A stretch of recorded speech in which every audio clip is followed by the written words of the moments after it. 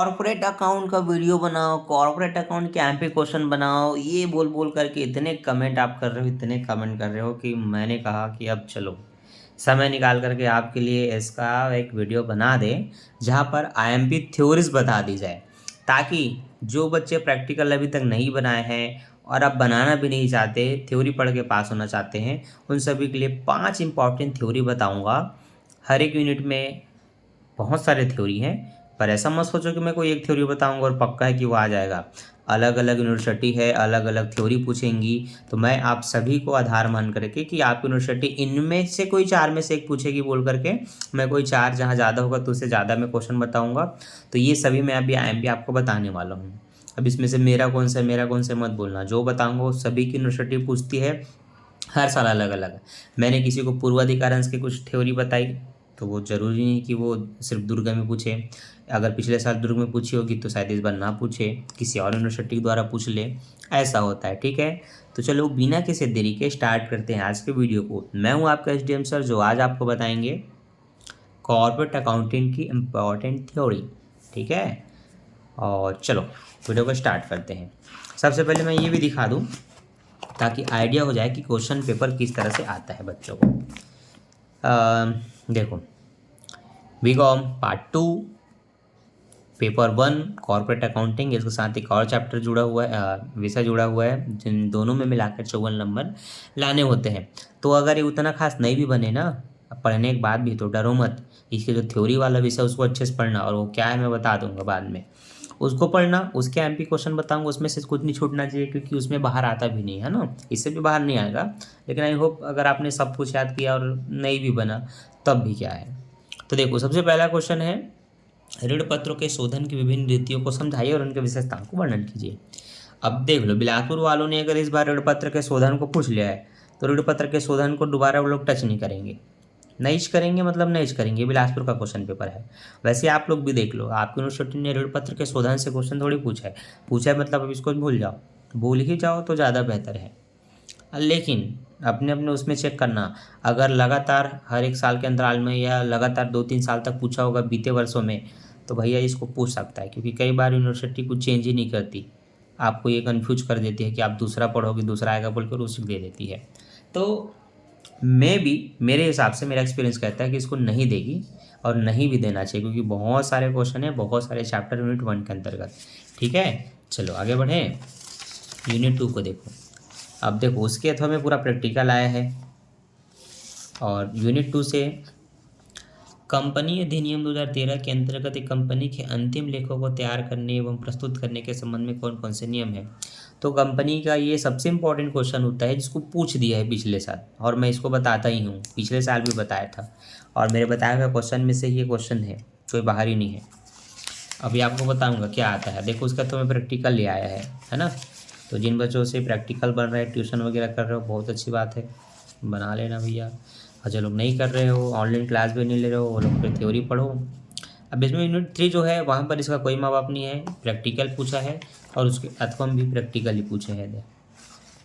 यार एक स्टेप आगे बढ़ गई है, ये अथवा में यहाँ से भी पूरा प्रैक्टिकल ही पूछा है, तो यहाँ पर हम कुछ नहीं कर सकते हो। प्रैक्टिकल के तो हम प्रैक्टिकल आ रहा है, बनता है बनाना, नहीं तो छोड़ के घर चले जाना। ठीक, अब देखो यूनिट 4 में आपको आंतरिक पुनर्निर्माण से क्या आशय है, और उन परिस्थितियों को बताइए जब आंतरिक पुनर्निर्माण वांछनीय हो जाता है। इस क्वेश्चन को पूछा है, इसमें और भी बहुत सारे क्वेश्चन हैं, तो अब तो इसको नहीं पूछेगी, कुछ अलग ही पूछेगी। ठीक, हाँ, आगे बढ़ते हैं।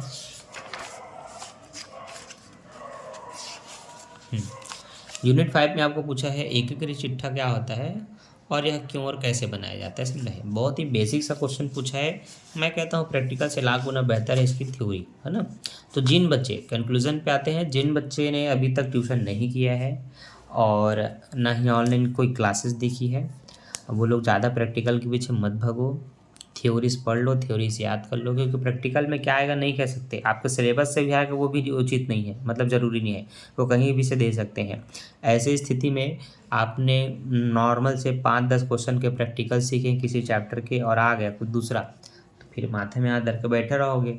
थ्योरी पढ़ के जाने से एक ऑप्शन तो रहेगा कि भैया कुछ ना कुछ तो बनेगा थ्योरी में, तो थ्योरी पढ़ लेना, इसलिए मैं एमपी थ्योरी बताने जा रहा हूँ। ठीक, तो क्वेश्चन पेपर इसलिए दिखाया हूँ ताकि एक आइडिया हो जाए कि किस टाइप से पूछा जाता है। अब देखो लगभग 10 ही चैप्टर है। कितने चैप्टर है? 10। 1 से लेकर के 10 चैप्टर है। ये 3rd यूनिट, ये 2nd यूनिट, ये 5th यूनिट, ये 4th यूनिट और ये 1st यूनिट, है ना। ये पूरा 1st यूनिट के अंतर्गत है, जिसमें अंश, पूर्वाधिकार अंश और पत्रों का निर्गमन एवं शोधन है ना। तो ये यूनिट से तो थ्योरी आ चुका है, अब ये दोनों बचे हैं, तो चलो देखते हैं। वैसे ऋण पत्र के भी अलग थ्योरी है, शोधन का अलग होता है, तो देख लो। मैं पहले ऋण पत्र का बता देता हूँ, क्योंकि उससे क्वेश्चन पूछा गया है, तो हो सकता है यूनिवर्सिटी फिर से पूछ दे, है ना। कुछ नहीं कर सकते भाई, यूनिवर्सिटी है। मैं देखता हूँ ऋण पत्र शुरू कहाँ से हुआ है, यहीं से शुरू हुआ है ना। अच्छा, ऋण पत्र का अर्थ और परिभाषा बताइए, है ना। बॉन्ड का अर्थ और परिभाषा बताइए, ये भी पूछ सकता है, दोनों साथ में, है ना। तो देखो इस क्वेश्चन में क्या बोला था, ऋण पत्र शोधन की विभिन्न रीतियाँ और उनकी विशेषताओं को वर्णन कीजिए। तो यही तो है उसकी विशेषता, है कि नहीं। जिस बच्ची का ये बुक है उसने स्टार लगाया भी था और चलो आ गया होगा। अब उसने गलती से 4 ही 5 तो बस याद किया होगा, तो उसके आधार पर उसको पूरा नंबर नहीं मिलना है, पूरा लिखना होता है। तो विशेषता और प्रकृति दोनों सेम होती है बच्चों, मतलब कि प्रकृति पूछे तब भी आप विशेषता लिख सकते हो, विशेषता पूछे तो प्रकृति भी लिख सकते हो, तो दोनों पढ़ना होता है, ठीक है। हाँ, अंश और ऋण पत्र में अंतर ये पूछा जा सकता है, इसको ऐसे ही मत छोड़ना, हल्के मत लेना। इसमें 19 से 20 पॉइंट है, देख लो। 16 पॉइंट तो इतने में ही दिख रहा है और है। तो एक अकेला क्वेश्चन, और कुछ नहीं पूछेगा, एक अकेला क्वेश्चन ही आपका पूरा 15 नंबर के लायक है। इसको पढ़ लो, इसको देख लो ध्यान से, ठीक है। और क्या पता अलग अलग यूनिवर्सिटी में से किसी को इसको पूछ भी दिया गया होगा, ठीक है। देख लेना अजय माला से, उसमें बताया जाता है, मेरे पास नहीं है, मैं आपको बेसिक सा बता रहा हूँ, ठीक है। आप तो इधर नहीं है, प्रैक्टिकल शुरू हुआ मतलब कोई खास थ्योरी नहीं होती, ऐसी सभी पार्ट में हम जाएंगे और देखेंगे। तो ये जो बताया हूँ उसको अभी देख लेना, है ना। अब अंश में आता हूँ, सबसे पहला पार्ट में। इसमें कंपनी का अर्थ और परिभाषा दीजिए और कंपनी की विशेषता बताइए, ठीक है। अच्छा, जिन बच्चों को लिखना होता है देख लो, बहुत ही साफ और क्लियर दिख रहा है, आप यहीं पर वीडियो को रोक के इसको पूरा लिख सकते हो और विशेषताओं की पूरा लिख सकते हो ना। क्योंकि पीडीएफ वगैरह मैं अभी नहीं बना रहा हूँ, ना ही मैंने अपने टेलीग्राम में इसको डाला है। ये सब मैं एग्ज़ाम के समय करूँगा, क्योंकि मेरा शेड्यूल अभी बहुत बिजी चल रहा है, ठीक है। जनवरी के बाद होगा लगभग, देख ले रहो, है ना। तो यहीं से इसको स्क्रीनशॉट लेकर के लिखते रहना, ठीक है। या खुद उसका पीडीएफ बना लेना, स्क्रीनशॉट लेकर के देख लो, ठीक। ये पढ़ना है आपको, कंपनी क्या है, कंपनी की विशेषता, कंपनी के प्रकार, है ना। यही होती है एक परफेक्ट थ्योरी जो आपके एग्जाम में पूछी जाती है। अंश पूंजी के प्रकार को समझे करके ये अंश पूंजी के भेद वाला टॉपिक दे करके पूछ सकता है ना। तो पूरे 8 पॉइंट में है आपका ये देख लो। पहले में आपको कितना दिख रहा है उसका भी स्क्रीनशॉट ले लो, फिर आगे देख लो, यहाँ तक का और है, और इसके बाद के बाकी के 7 के बाद 8वां आपका इधर है, 8वां 9 है टोटल, ठीक। फिर यदि संचित पूंजी और पूंजी संचय में अंतर, दो अलग अलग चीज़ें, इसलिए अंतर भी है दोनों में, ठीक। तो यहाँ तक की ये थ्योरी। फिर हाँ, कंपनी के मूल प्रलय क्या है उसको पूछ सकता है, जिसमें पार्षद सिमनियम, स्मारक प्रपत्र, स्मृति, ये सब चीज़ें होती हैं, है ना। अंश क्या होता है, ये प्रॉपर थ्योरी आपको पढ़ लेने है और ज़्यादा नहीं है। अब सेकेंड ईयर में आ गए तो आपको 1-2 पेज का थोड़ी मिलेगा, तो ज़्यादा नहीं है फर्स्ट ईयर के मुकाबले, ठीक है। ये पूरा पढ़ना है आपको, छोड़ना नहीं है इनमें से कोई भी टॉपिक। स्कंद और पूर्वाधिकार, समता और पूर्वाधिकार में अंतर, अंश और स्कंद में अंतर, है ना। ये सब चीज़ें आती हैं एग्ज़ाम में।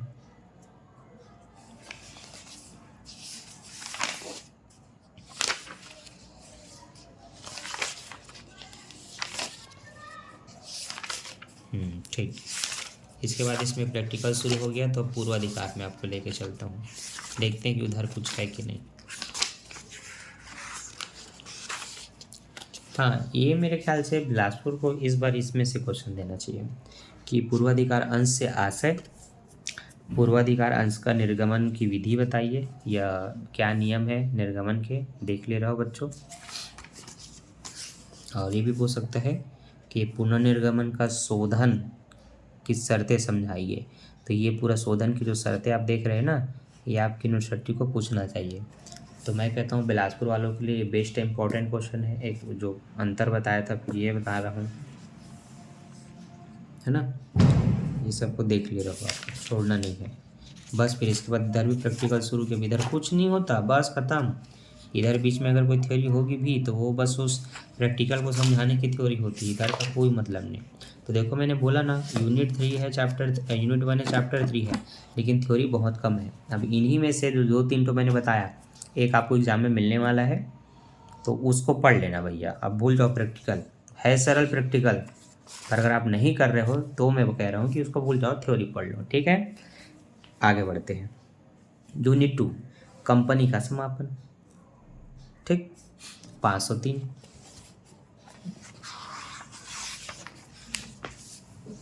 तो देख लो, कंपनियों का समापन है, पार्ट 8 है। कंपनी के समापन का अर्थ, परिभाषा, समापन और विघटन में अंतर पूछा जाता है। कंपनी के समापन की रीतियाँ बताइए बोलेगा। और यूनिट 5 में तो शायद अच्छा 2 बता रहा हूँ ना, 2 में क्या पूछा था भाई, वही अंतिम लेखे, कंपनी का समापन अंतिम लेखे वही छ।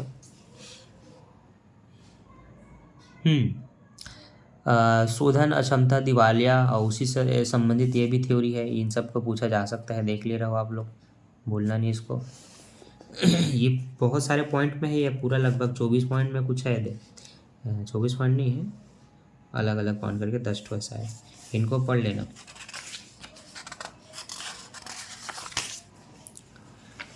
देख सकते हैं आप ये सभी थ्योरी, ठीक है, किस तरह से पूछा जाएगा।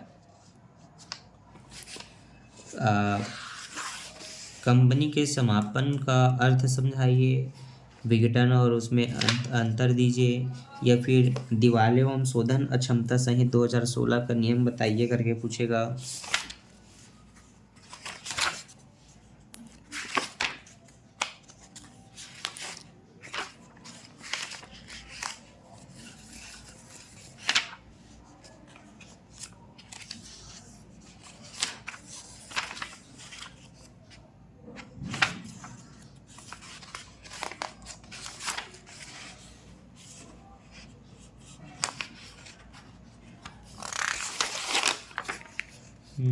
इसके बाद तो कुछ खास नहीं लग रहा है थ्योरी में।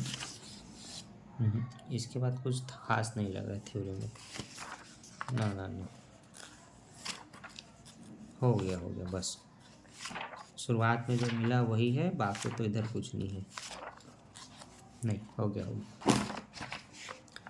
तो लगभग वही थ्योरी जो यूनिट 2 में आया था उसको भी पूछ सकता है, या उसी को और बदल बदल के कैसे पूछेगा, अजय मालम बेहतर तरीके से दिया होगा, उसको ले लेना, ठीक है। उसमें बेहतर आप सीखोगे और समझोगे। यूनिट 3 जिसमें आपका ख्याति और अंशों का मूल्यांकन है। तो ख्याति तो सरल है भैया, ख्याति की थ्योरी बहुत ही ईजी होती है, बहुत ही ईजी, 12वीं में पढ़े होगे तो ये और आसानी से बनेगा। 596 में आता हूँ, देखो ख्याति है आपका पाठ 9, ठीक है। ख्याति क्या है आपका पाठ 9। तो ख्याति क्या होती है, ख्याति का अर्थ, ख्याति की परिभाषा, है ना, विशेषता, ख्याति के मूल्यांकन की विधियाँ, कैसे ख्याति का मूल्यांकन किया जाता है, ये पूरा पढ़ना, क्योंकि इनमें से किसी 2 चीज़ को पूछेगा। ख्याति की परिभाषा, विशेषता, मूल्यांकन की विधि, ख्याति का स्वभाव बताओ, ख्याति का प्रकार बताओ, है ना, ये सब चीज़ें आती हैं बच्चों, इन सबको छोड़ना नहीं आपको, है ना। ख्याति का प्रकार, वर्गीकरण, ये है प्रॉपर थ्योरी ख्याति का। कितने प्रकार की ख्याति ज्ञात करने की विधि है, तो पूरा विधि है, इसको डायग्राम बना बताना, फिर एक एक का वर्णन कर देना कि औसत लाभ विधि मतलब क्या, अधिलाभ विधि मतलब क्या, करके पूरा इसकी थ्योरी दी है आपकी बुक में, और बेहतर तरीके से दिया होगा, ठीक। इसका दूसरा चैप्टर निकाल कर देखता हूँ। और ये सब तो मैंने कक्षा 12वीं के बच्चों को समझाने के लिए जो वीडियो अपलोड किए ना, कक्षा 12वीं का प्लेलिस्ट देखना, उसमें ख्याति के सारे वीडियो देख लेना और सीख जाओगे। और जो बेसिक अंतर था उसका लेटेस्ट मैंने अभी वीडियो डाला भी है, ख्याति को बना करके आपके चैनल में, शायद लाइव भी समझाया, मुझे देख लेना उसको। ये औसत लाभ अधिलाभ में अंतर, ये औसत लाभ विधि अधिलाभ में अंतर, शायद दोनों तो सेम है। और फिर ये सामान्य लाभ और अधिलाभ में अंतर, है ना, इन सबको देखना है आपको।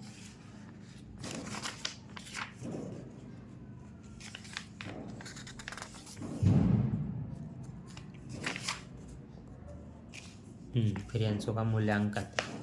तो अंशों का मूल्यांकन से ऐसे अंशों के मूल्य निर्धारण की आवश्यकता को समझाइए। ये प्रॉपर थ्योरी आती है, देख ले रहे हो, इसलिए मैं ब्रेक कर करके दिखा रहा हूँ, स्क्रीनशॉट आप लिख सको। और अंशों के मूल्यों के प्रकार को समझाइए।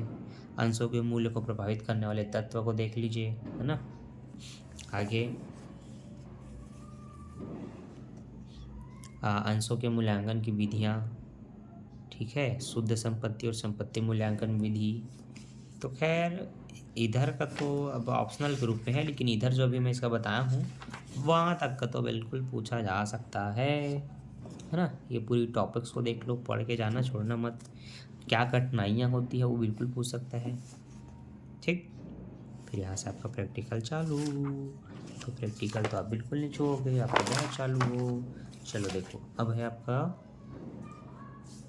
यूनिट 4, कंपनी के वित्तीय विवरण। यहाँ पर भयंकर थ्योरी हो सकती है 211, क्योंकि कंपनी के जब भी मैं चैप्टर निकाला हूँ 11वीं 12वीं से ही, थ्योरी तो ज़बरदस्त होती है। आई होप आपको भी मस्त थ्योरी मिलेगा पढ़ने लायक इसमें। बाकी तो सरल है, देख लो, कम कम थ्योरी है, समझ में आएगा कि नहीं आएगा वो थोड़ा दिक्कत है ना। हाँ, अब यूनिट 3 में ही शायद प्रैक्टिकल का प्रैक्टिकल आया था, तो भैया डाउट का तो विषय रहेगा, पर देख लो क्या आएगा। कंपनी के वित्तीय विवरण यही थ्योरी है जो भी है। लेखा पुस्तकों को रखना, कंपनी अधिनियम 2013 के अंतिम खातों को बताना। अरे भैया इसमें थ्योरी नहीं है भैया, प्रैक्टिकल है, और एक नहीं भर भर के प्रैक्टिकल है ये।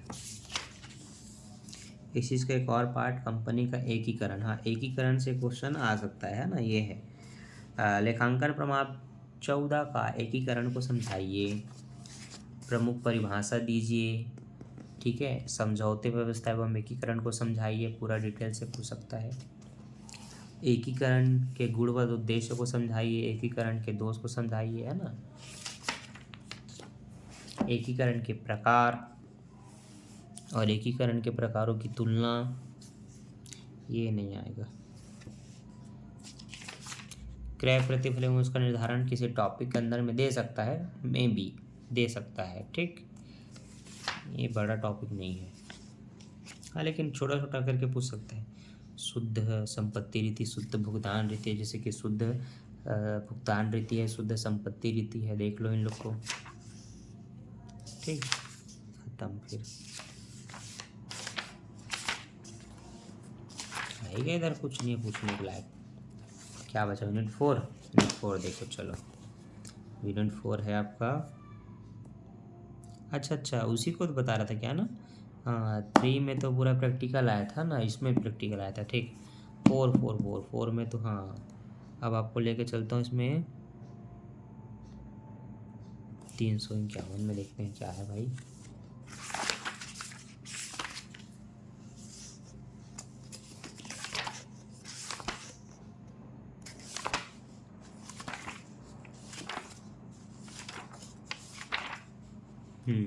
कंपनियों का पुनर्निर्माण, हाँ, आंतरिक पुनर्निर्माण इसी का थ्योरी था, ठीक, यही है आंतरिक पुनर्निर्माण, ये आया भी था शायद, ठीक है, देख लो। ये आंतरिक पुनर्निर्माण की वांछनीयता, विधियाँ, ठीक, यही आया था थ्योरी। और अगर कोई दूसरे यूनिवर्सिटी के बच्चे देख रहे हो और आपके में नहीं आया था तो पढ़ लो भैया, आप तो आ जाएगा, है ना, आप तो आ जाएगा, देख ले रहो पूरी प्रॉपर थ्योरी, है ना, आप तो आ जाएगा, छूटेगा नहीं। अंश पूंजी का लेखांकन, ठीक। तो ये है कुछ थ्योरियाँ जो मैंने आपको बताई है, इस पर आपको गौर तलब करना है, और अजय माला लेकर के और भी बहुत सारी थ्योरी मिलेगी, पढ़ लेना है। बुक के आधार पर जो भी छांटा हुआ था वो मैंने आपको बता दिया, बाकी अजय माला लो, मेरे पास आएगा तो मैं उससे और बताऊंगा। अभी के लिए इतना ही, इसका पार्ट 2 भी आ सकता है, तो चैनल को सब्सक्राइब करके बेल नोटिफिकेशन ऑन करके रख लेना, और वीडियो को लाइक कर देना। Like, bye bye bye.